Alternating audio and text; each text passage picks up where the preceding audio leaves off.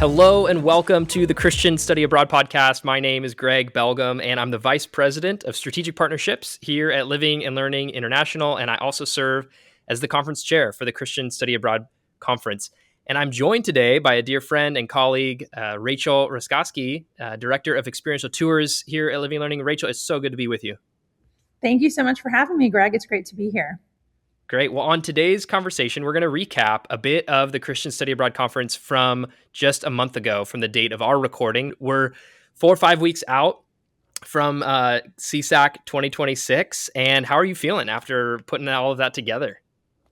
Honestly, Greg, for me, it was just a perfect full circle moment. I started my study abroad career at Southeastern 12 years ago, and getting to return with Living and Learning International and so many people that are a part of our Christian study abroad ecosystem, it was just such a sweet moment. So I truly loved it. It was great. How was it for That's you? great. It was awesome. I had a blast. It was our third year running this conference, and it's continuing to build and shape and morph. And I think this year in particular, the planning committee leading up to the conference was such a rich time to connect and engage with colleagues really across the country and across the world as we brought this event together. So I had a ton of fun, and we're already thinking about 2027, which more on that to come a little bit later in today's conversation. But yeah, I'm feeling really good. It was a blast. So Yeah, I agree. It was so much fun. Great. Well, I'd love to share kind of high level about the conference in this recap conversation we're going to have. I want to tell a little bit about the theme of the conference and who is this conference for. I'd love to hear from you some of your highlights from the conference. We'll spend a few minutes digging into a little bit of the content and some of the presentations that were shared. And then we'll kind of close our time out with just ways for people to continue to engage in this, because maybe the conference isn't the on-ramp for you, but there's a lot of ways to get engaged with the broader Christian study abroad ecosystem that you mentioned. So first, let me just share our theme for the 2026 Christian Study Abroad Conference was engage, integrating faith, establishing practice, and strengthening community.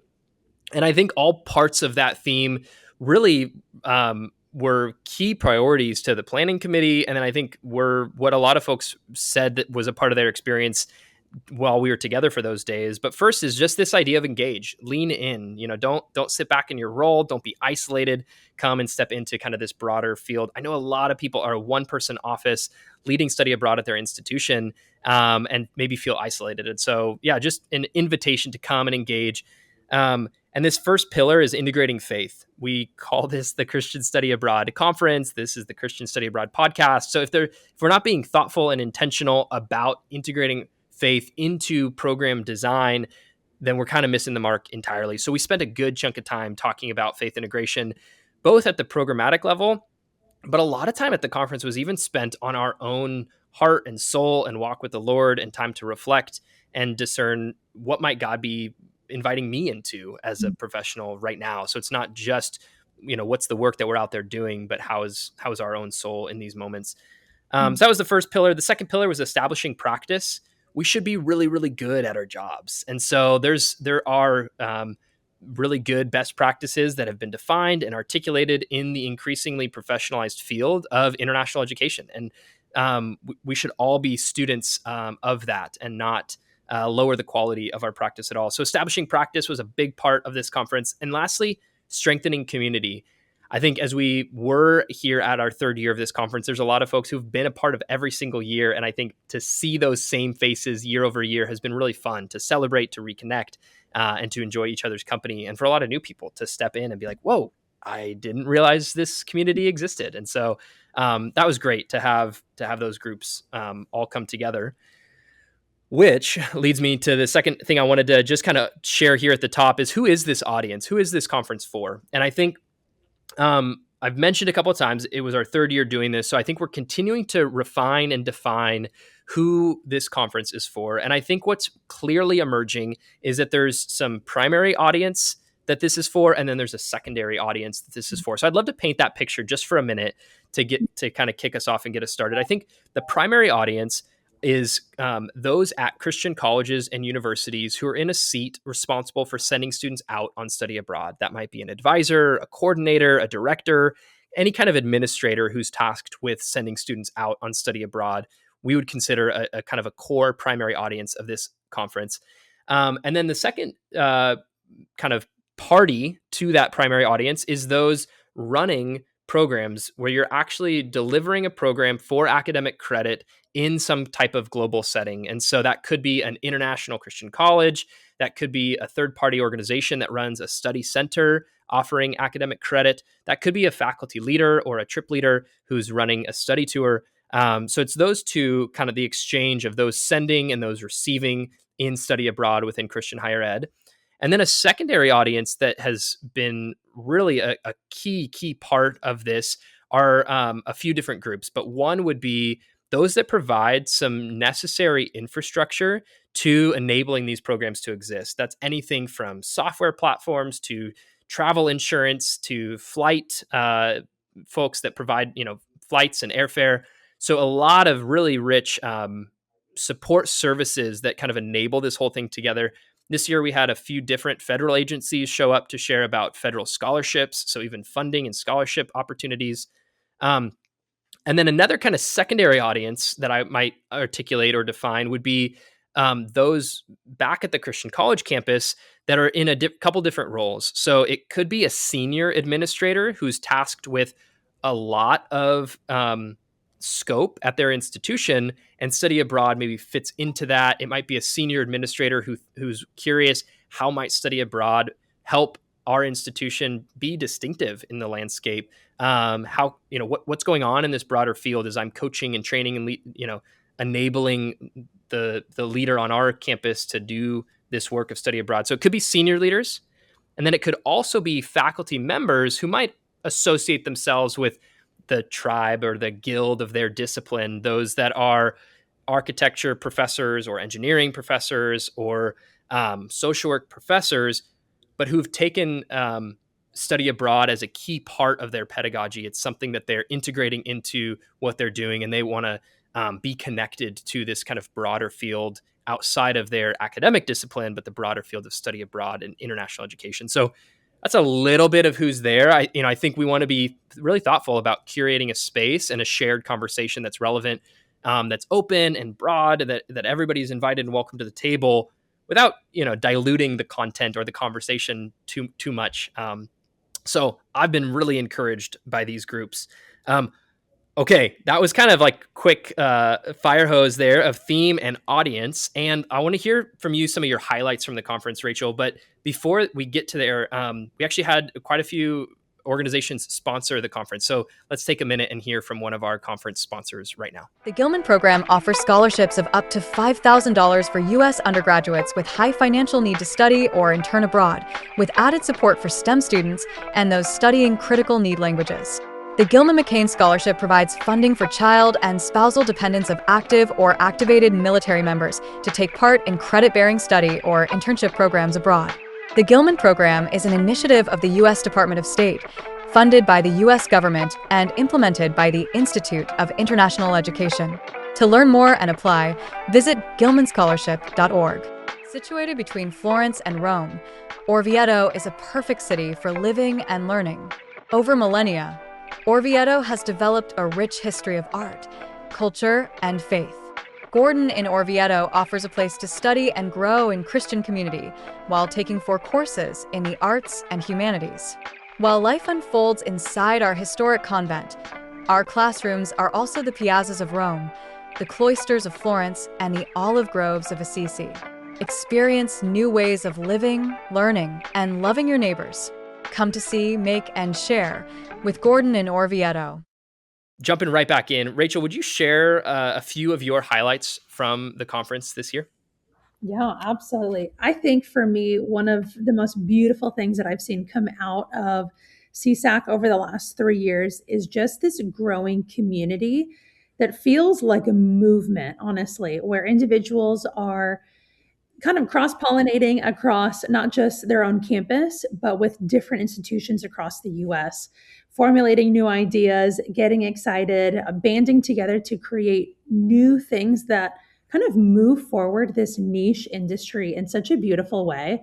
Honestly, I love CSAC so much. I think my only thing about it is I wish it existed sooner, because when I worked as a one person office at Southeastern University, I would have killed to have this type of community back then.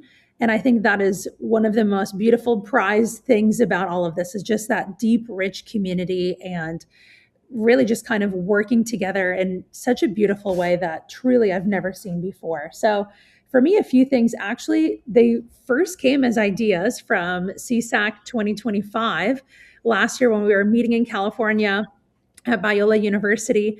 One of those was just this idea of building off of the forum's best practices and adding on this Christian lens to it. How do we do this, particularly in our own industry, to ensure that we are providing the best programs possible? So we really kind of moved forward with CSAC 2026, the standards of good practice in Christian education abroad. It is definitely something you want to get your hands on, and is moving forward quickly, which I think is just incredible. Hopefully, everyone will have that sitting on their desk at some point as they continue to work in this Christian environment for study abroad. Another really beautiful idea that came about last year that really took the forefront this year was further up the academic journal, where both Anastasia and David were able to just kind of put a lot of life into this. And now you guys have a physical copy. There's one right behind you, Greg, there in your office. What an incredible thing to have something tangible that, again, it's quality, just like you mentioned earlier today, having quality, really good Christian study abroad programming. And, whether it is a creative writing or a photography piece or an academic piece that is there in that academic journal, just something really beautiful and tangible. I think, in addition to that, a really fun one was the CMC concert. I got to actually visit their campus back when I worked in study abroad at Southeastern University. I was blown away by their campus and just the quality of it, but never got to see a concert. And that was a really unique element that I loved this year at CSAC, was the showcase of what students are actually doing during a semester away experience here in the United States.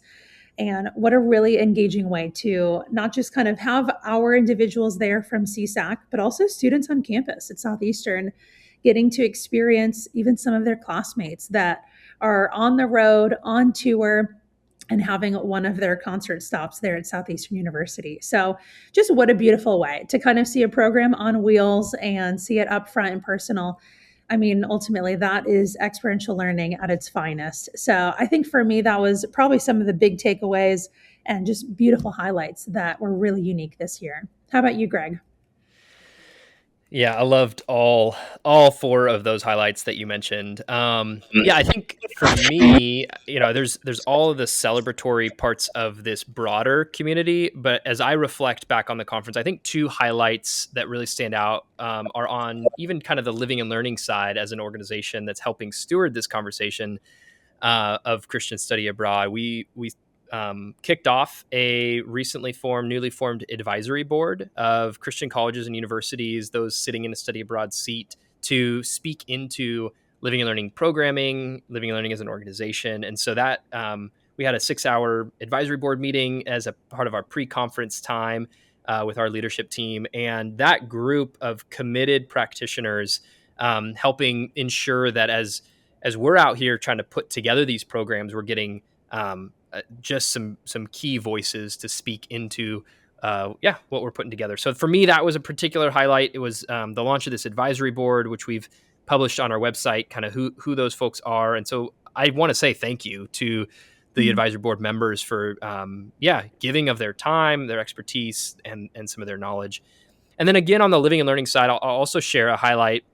This whole year of 2026 has been a celebratory 20-year anniversary for living and learning as an organization. And so for Rachel, you and I, as we've stepped into this organization over the last, 6, 8, 9 years, to see some of the growth and some of the impact during our time, but recognizing that there was a long history even before we showed up. And so, we took some time during the conference to also celebrate that 20-year anniversary. So Yeah, a lot more highlights and a lot of moments and conversations and times that showed up. But yeah, would you share? Let's transition a little bit. Would you share a bit of some of the content and some of the presentations and a little bit of the scope of so if somebody were to come to this conference next year, what could they expect and what kind of builds out the conference? Yeah, I think for me, a talk that really stood out was from Dr. Justin Rose and his presentation on really just the involvement of AI in education and what does that look like through a study abroad and experiential learning lens and focus. And I think I wrote down a few notes on here thinking about, from his perspective, the authenticity of experience and the fight to preserve it, where we live in a world that is automated, sometimes artificial, and far too often instant. And what I loved about Dr. Rose's talk was all about the fight to be able to almost like hang on to and harness experience, and how there are so many things that, ChatGPT or Claude can do for you quickly and maybe create some type of quickly fabricated thing, or you can experience another country through a YouTube video. But rather than that, actually choosing to put away technology for a minute and really lean into experience of a culture, a people group, your academics in real life. And he just articulated that in such an incredible way, because I think AI has its place and purpose, but not letting it almost take over just the beauty of really what is experiential learning and the fight to preserve that. So that for me was, I would say, the cherry on top. It was an incredible, just kind of hearing from him on that. But how about you, Greg? What were maybe some key speakers or sessions that really stood out for you? Yeah, again, I would agree. There was a lot of really rich content, and I think one of the things I was so bummed about was the inability to be in multiple places at once. There's so many talks, and you can't make it to all of them. But from the main stage, we heard from Dr. Amanda Kaminsky. She's a professor at Texas Lutheran University, and she shared. She was actually on this podcast a few episodes ago, and her background is both theology and entrepreneurship. And so she weaves those pieces together. And some of her specific research is on the demographics of Gen Z and some of the trends. And so she shared both in a breakout as well as a plenary talk, a bit of her research on Gen Z and just the realities of their engagement with religion and faith communities, and then their hesitancy or distrust of institutions, and so gave some meaningful calls of what might we, as those putting together programs for Gen Z, do to engage with this generation. So, yeah, Dr. Kaminsky was a very powerful speaker from my perspective. So, really grateful for her. And then Dr. Ryan Hartwig, provost at Vanguard University in Southern California, he shared, I think from a senior leadership position, an encouragement and a charge to the entire room about the value and importance of this work that we're doing. And then specifically, one of the lines that I wrote down that he had said was just this commissioning to do serious Christian education in your own space. Sincerely, truly Christian education. And so that starts with us. That starts with our own walk with the Lord and our own faith journey. And so, something we say a lot around here at Living and Learning is we want to be the people of God before we do the work of God. And so in what ways are we tending to our heart and our soul and our faith, both in community and in relationship with the Spirit? So, yeah, I think Dr. Hartwig also gave a very encouraging talk that helped put in context of the broader institution or the broader landscape of Christian higher ed, the role that administrators of study abroad should be thinking about. So I was encouraged by both of those. There was so much content and stuff. So for those that missed out, we would invite you to come and think about 2027. So let's turn there now for a second. Let's Rach, talk a little bit about ways for future engagement. There's probably quite a few invitations. So maybe if you want to share a few and I'll share a few ways that people could continue to engage in this community. Yeah, absolutely. Well, I think a good kind of follow up after CSAC in the spring semester is something that we're offering annually as Living and Learning in the fall semester is our faculty-led experiences training. This is something that Mandy and Micah and Jamaica. So pretty much our Baltimore Urban Studies crew and myself are heading up on the East Coast. It is a weekend intensive faculty training. So all things that you need to know before leading your students abroad. We cover everything from how to actually do orientation and debrief with your students, addressing mental health while abroad, how to actually create an itinerary that really complements the intended learning outcomes of your course, and everything else in between. It is truly what I wish I would have had years ago jumping into the study abroad industry. Of course, I'm a little biased with my role. I love all things faculty led, short term. That is my wheelhouse. But this is just such a fun way to also network with other individuals that are passionate about faculty-led programming, and doing this in a compact weekend where you're a part of 9 different sessions, even learning how to navigate a group through public transportation. So it's a really fun experience. In addition to that, of Real course, quick, Rach, signups are now open, right? I don't want you to miss the opportunity to plug. So we can include a link to register for that now in the show notes. And so that's happening this fall in October. And yeah, would love to invite you to consider attending. Yeah, thanks for that, Greg. Absolutely. Please sign up. We would love for you to be a part of it. I will also say we eat really well in Baltimore and DC. So if you're a foodie, I think this is going to be just another check off that list as to why you should be joining us.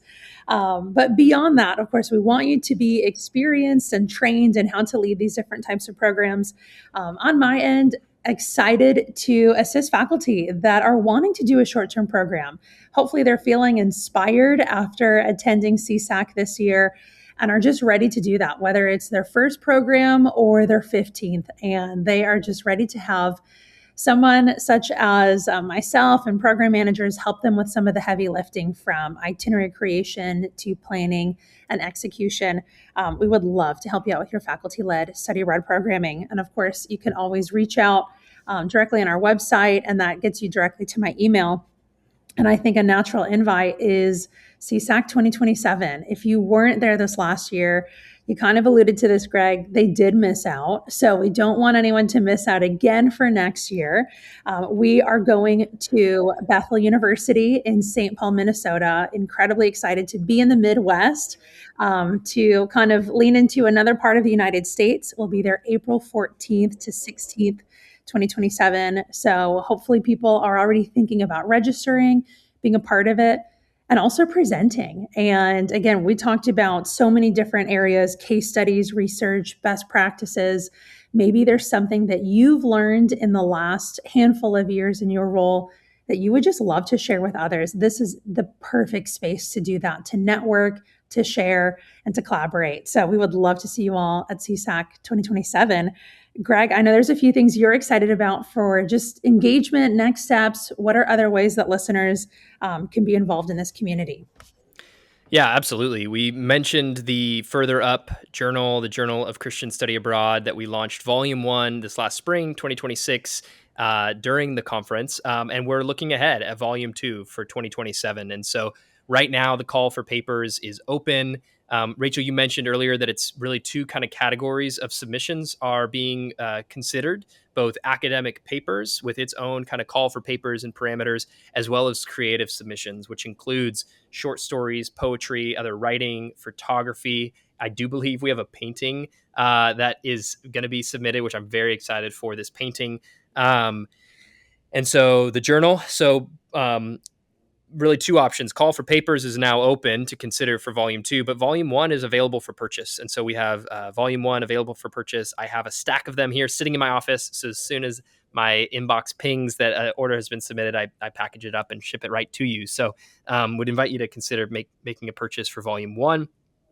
Another way to engage: this fall, we are hosting visitors from colleges and universities across all 4 of our international programs and campuses. So 3 sites in Europe. Join us in Sevilla, Spain, London, England, and Rome, Italy, and then also in Latin America in Quito, Ecuador. And so our team and staff would very much welcome your coming and seeing firsthand what students can experience in a distinctively Christian, faith-based study abroad program and experience.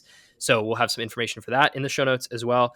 And then lastly, this podcast, where this has been a really fun forum to have an ongoing conversation in a little bit more of a conversational, less formal setting, to just bring up the voices of those that are working in this field. And so I think the episodes that will be coming are going to be those that are part of the Christian Study Abroad conference community, those that are part of the journal, and we'll be hearing a little bit more of the content and the research and the work that's being done in this field. So I'd say continue to engage with this podcast.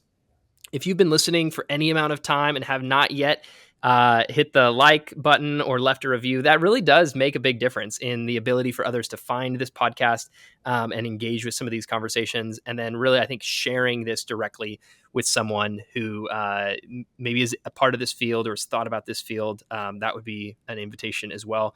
And then lastly, I'll say for any emerging professionals, if you're finding yourself in a seat where you're newer to the field or newer to higher ed in general, or maybe you're thinking about making a pivot or a transition, I would say just lean in, just engage. It's a very friendly community of people. And so for those that are thinking about how might they grow in their own professional development, you are in the right place. Continue to follow along, and we'd love to be a part of your own career journey in any ways that we can. So I think that's it for today. Rachel, thank you for taking time and engaging and having a good conversation. Always a pleasure. Absolutely. Thanks, Greg. And it was so much fun. So proud to be a part of CSAC for the third year. And I love that this legacy is continuing. So excited to be back at a new campus, but with hopefully a lot of familiar faces and some new ones as well. So thanks, Greg, for reflecting on this past year and already planning ahead for the next one. Sounds great. All right. Thanks, everybody. Have a great week. If you're 18 to 35 and love to travel, stop overpaying for flights. ScholarTrip is a student flight booking platform built to help young travelers explore more for less. We partner directly with major airlines to offer exclusive fares you won't find on traditional booking sites. Whether you're studying abroad, planning a spring break trip, or just booking a spontaneous weekend getaway, ScholarTrip makes it simple and affordable. Visit scholartrip.com and start booking smarter. Your next trip just got easier. When your students study abroad, their faith formation shouldn't pause. Veritas Christian Study Abroad, a division of World Strides Higher Ed, supports students holistically as they live and learn overseas. Students earn college credit at top universities around the world while deepening their faith through intentional mentorship, spiritual formation, and hands-on ministry. With local mentors, immersive housing, and meaningful cultural engagement, Veritas helps students thrive academically, engage culture thoughtfully, and mature spiritually, wherever God leads them.